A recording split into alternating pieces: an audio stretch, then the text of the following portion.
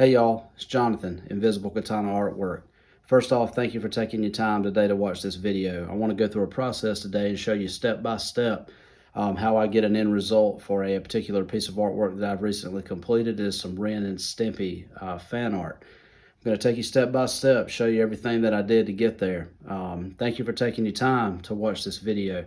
I value your time. You can follow me on social media at Invisible Katana Artwork. That's on Instagram. That's on Facebook. That's also on TikTok, and obviously here on YouTube. If you hadn't, please like and subscribe to this channel. There's going to be a lot more artwork on deck. We're going to go through step by step. I'm going to give you painting process videos. I'm going to give you some tips. Just show you how I do what I do here at Invisible Katana Artwork. That being said, let's put on some Grateful Dead and jump on in. Typically, I'm going to use Kilt's primer to prime anything that I'm going to paint on, unless it's already primed or a canvas, something like that.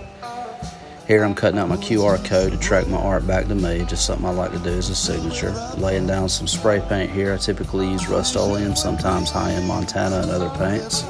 Let it dry. 1947 Fortune magazine. I'm going to use this as some background. I hate painting background. Tearing out a cool page. Laying down some Mod Podge here to glue the page down. Gonna hurry on back to my hotel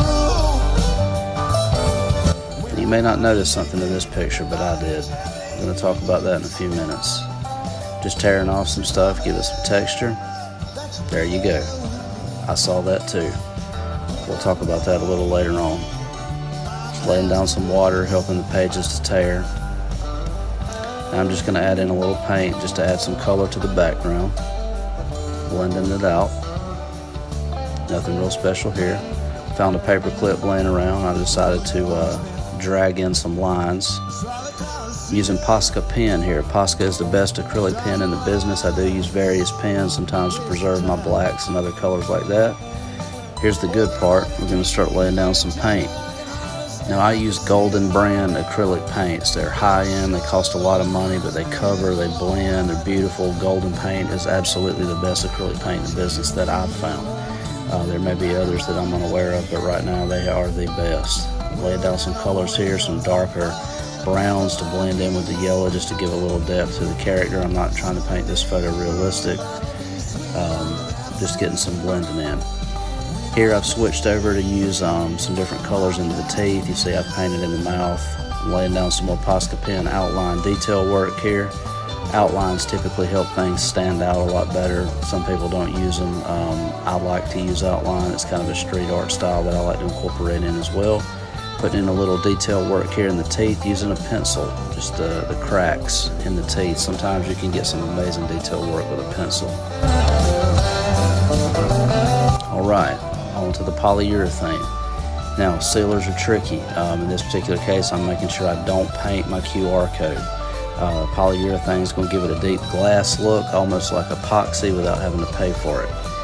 Now here I'm going to use some Mod Podge sealer to put over the top of that QR code. What I've found with polyurethane is if you hit polyurethane onto that white paper, it makes the paper fade and it looks nasty. The code will work, but it just looks nasty. Mod Podge don't do that. Most important part, I guess, here, throwing my name, that signature on the back. That way when whoever buys this knows that they bought an original piece of art by me. It is one of a kind. There are no NFTs. Closing this one out.